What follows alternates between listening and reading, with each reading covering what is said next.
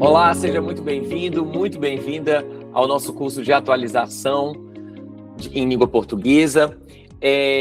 Nos últimos módulos, nas últimas unidades, a gente falou sobre vários aspectos relacionados à construção do texto. Então, eu falei para você sobre coerência e coesão, sobre a objetividade, sobre clareza, sobre vários aspectos para que a gente consiga pensar em construção de texto.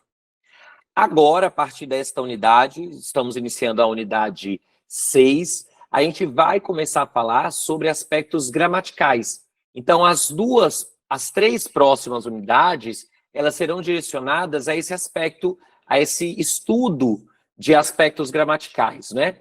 Agora, sempre, isso é muito importante que você saiba, é que todos esses aspectos gramaticais, eles estão relacionados à construção também do texto.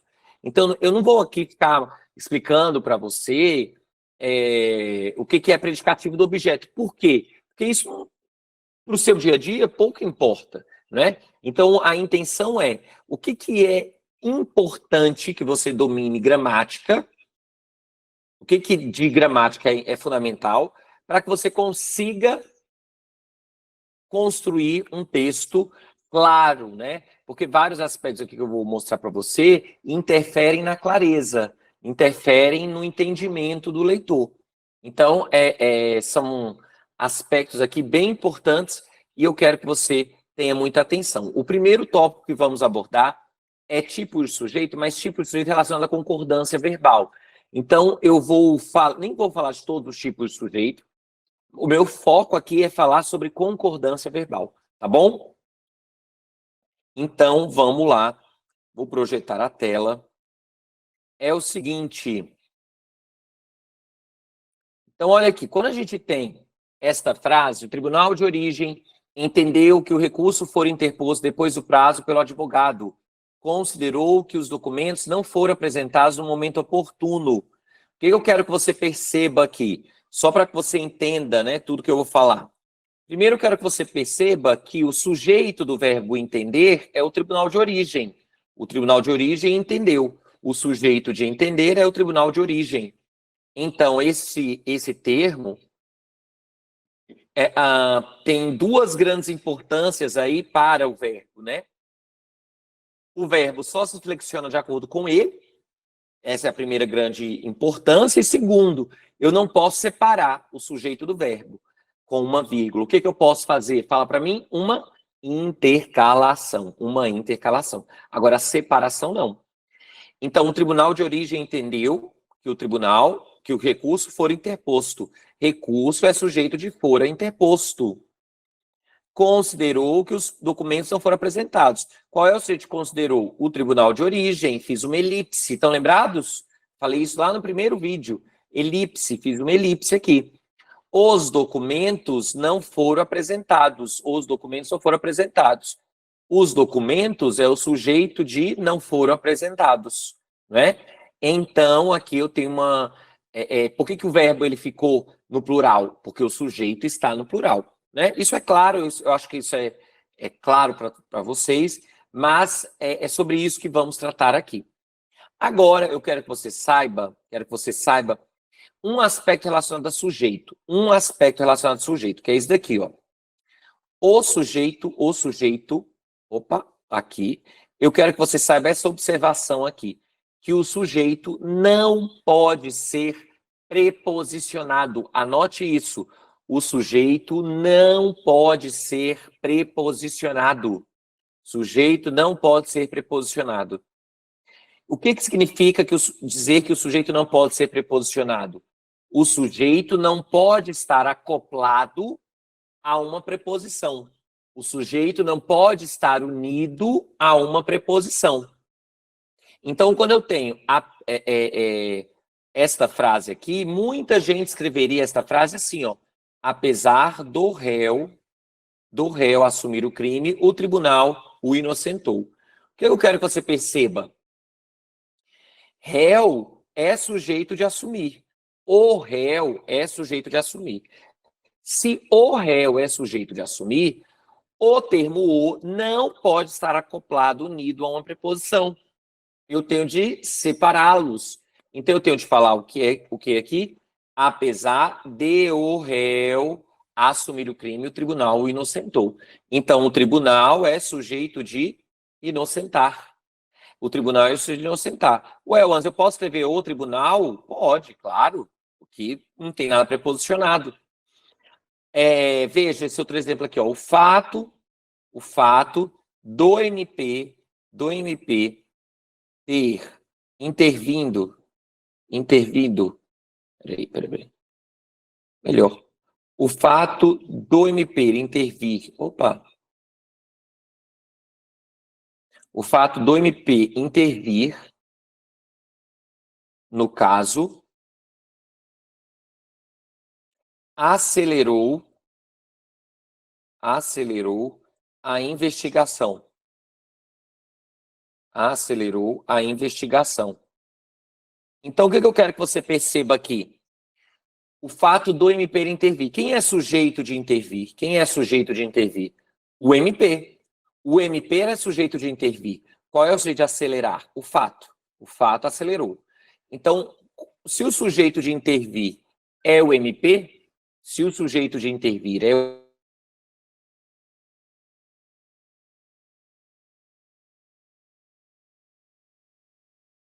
Sim. Logo, a construção aqui está equivocada. O fato de o MP intervir. Anderson, Certo? Oi? sua internet deu uma queda aí. Ixi. Vamos voltar só um pouquinho aí, uns 30 segundinhos. Quer que eu faça? Eu vou fazer essa estrutura aqui de novo, tá? Vamos fazer de novo, então. Tá. Gente, mas como assim minha internet caindo? Meu Deus do céu, que horror. Eu Eu não acabei sei de se é aí botar ou se é uma... aqui, mas assim, ela dá uma falha Gente, que que trava, horror. sabe? Bem estranho. E é uma internet de cabo, que coisa doida. Oh, meu Deus do céu. Aí ela trava total. Mas Que enfim, horror. vamos lá, né? Vamos lá.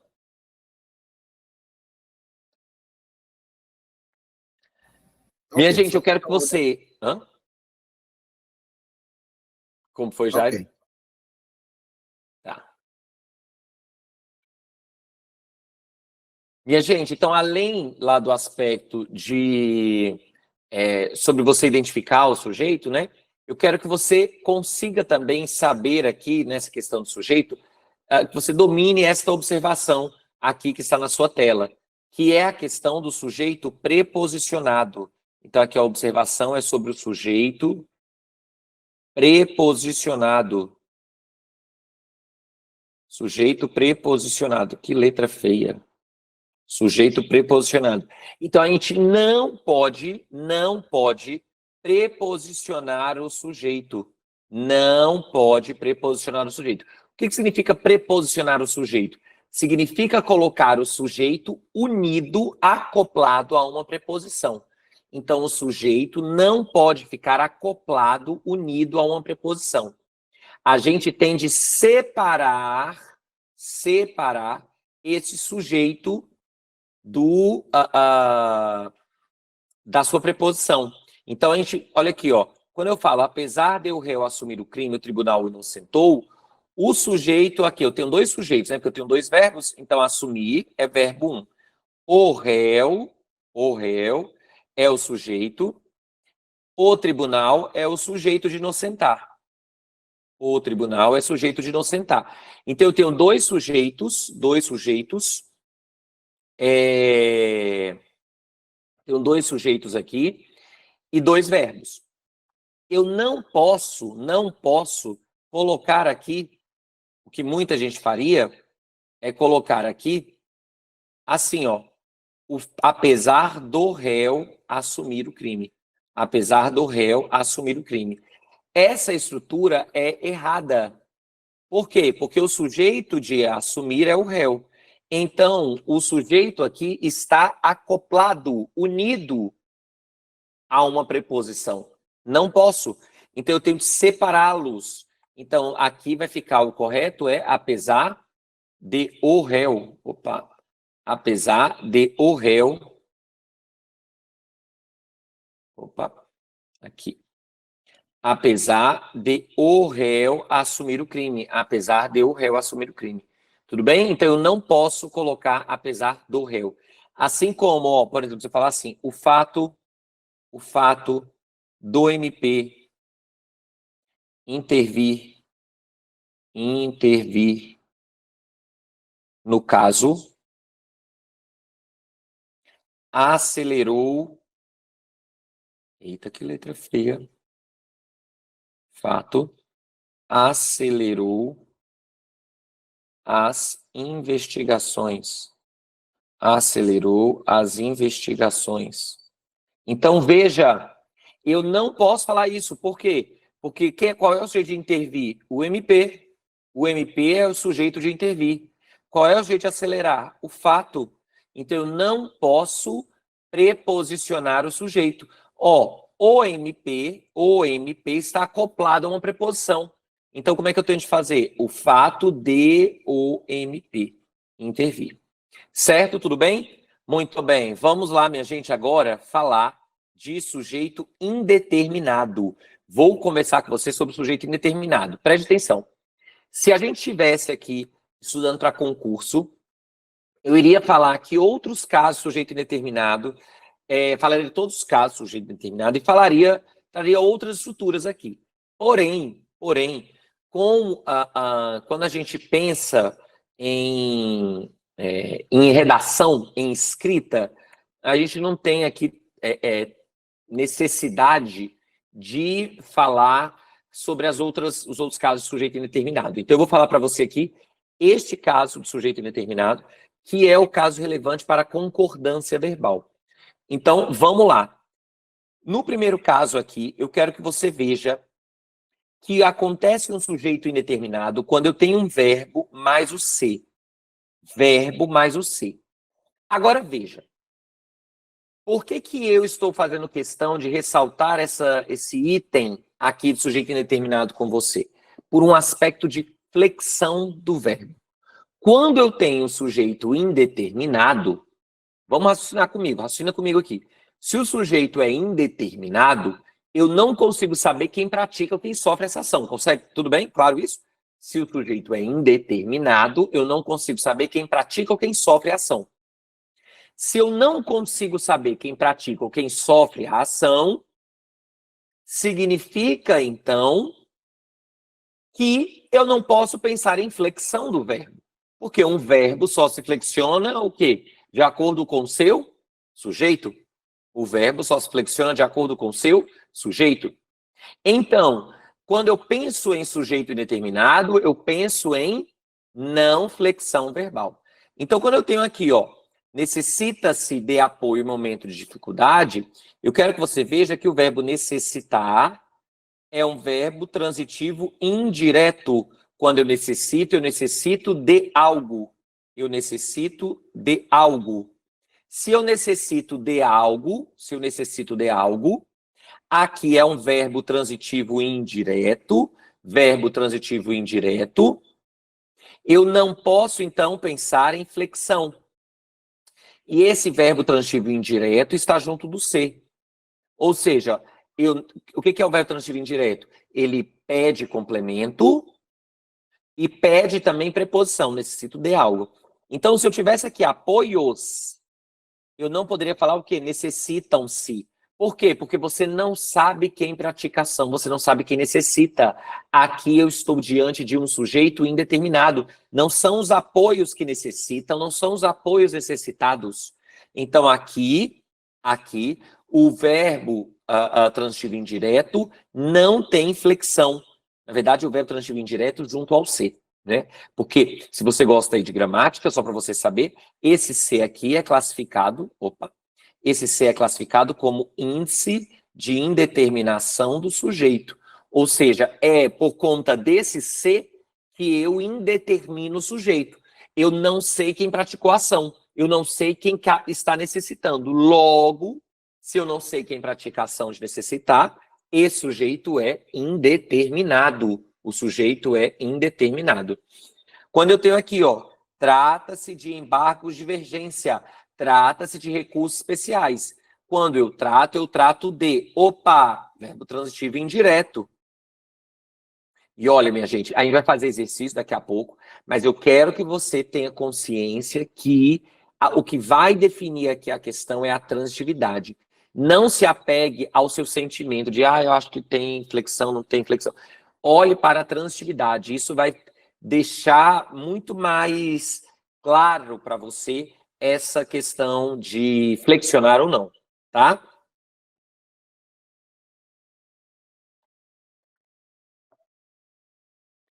Então, quando eu tenho aqui trata-se de embargos de divergência, eu não posso pensar em tratam-se de embargos de divergência. Por quê? Porque embargos não é o sujeito de tratar. Veja, o verbo é transitivo indireto e você não sabe quem pratica a ação. Está claro aí que esse sujeito é o quê? Indeterminado. Porque nem toda vez que eu tiver verbo transitivo indireto e ser, minha gente, eu vou ter sujeito indeterminado. Você falar assim, o Papa se queixou de dores. Quando ele se queixa de algo. Mas você sabe quem pratica a ação de se queixar? É o Papa. Então aí não é sujeito indeterminado, né? Os papas se queixaram. Plural. Mas quando eu tenho verbo transitivo indireto e eu não sei quem pratica essa ação, aqui eu estou diante de um sujeito indeterminado. Sujeito indeterminado.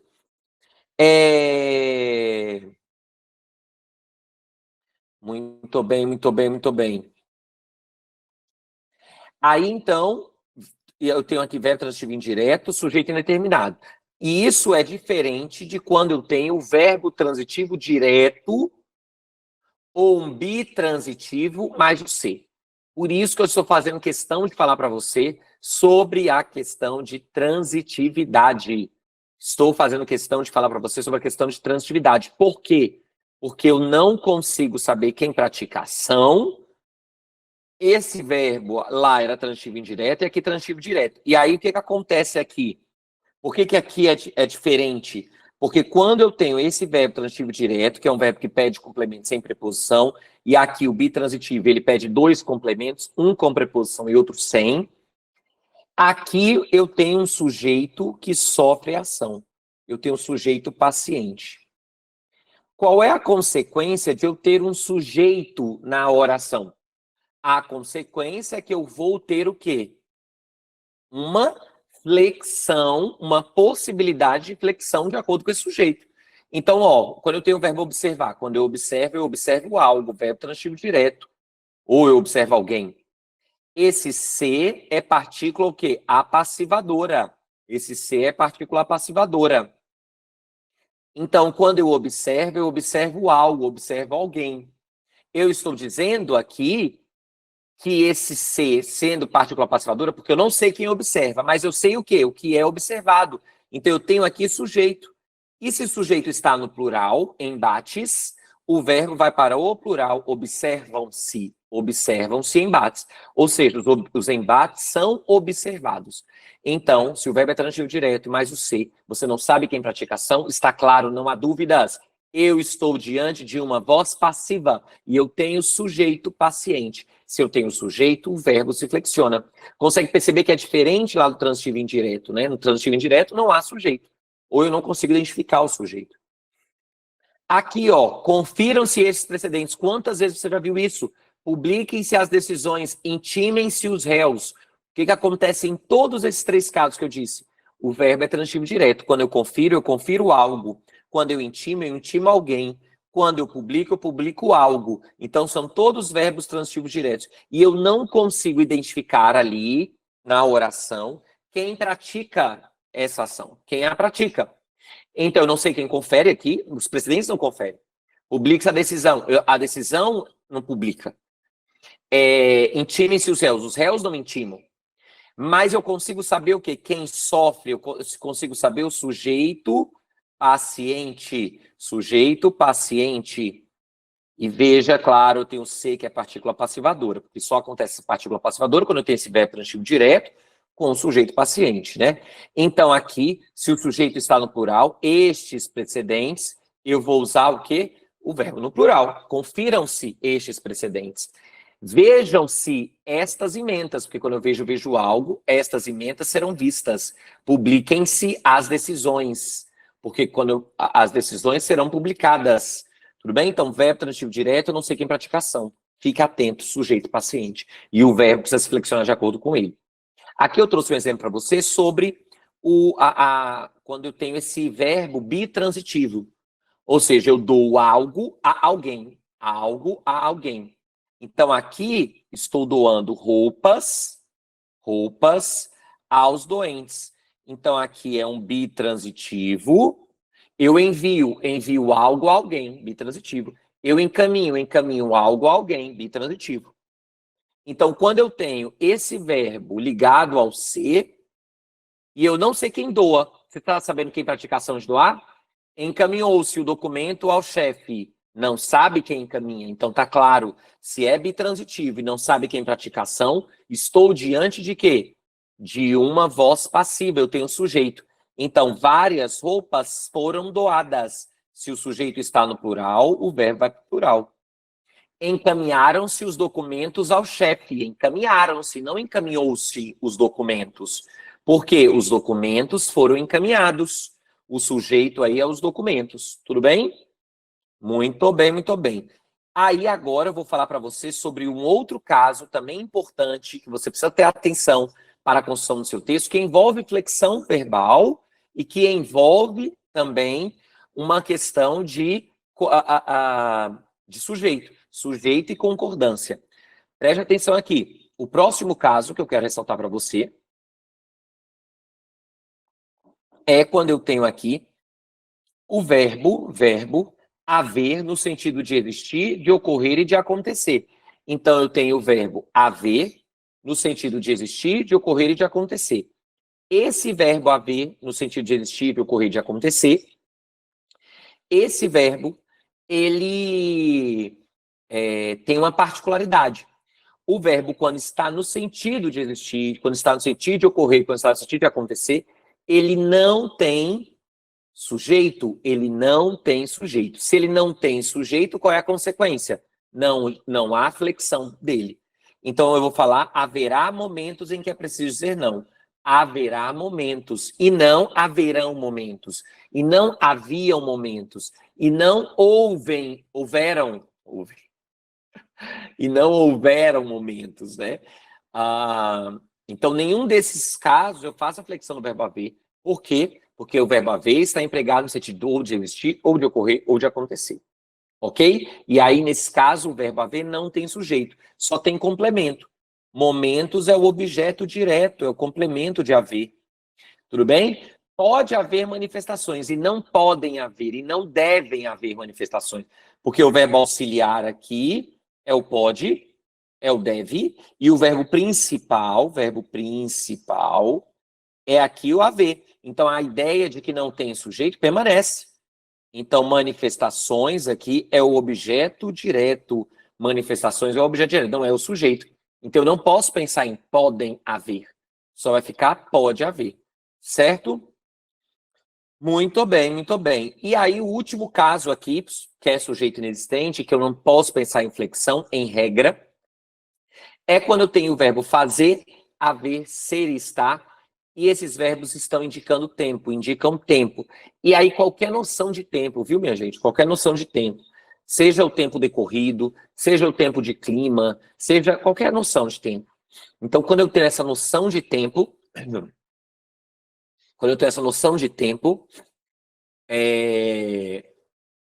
eu tenho de fazer aqui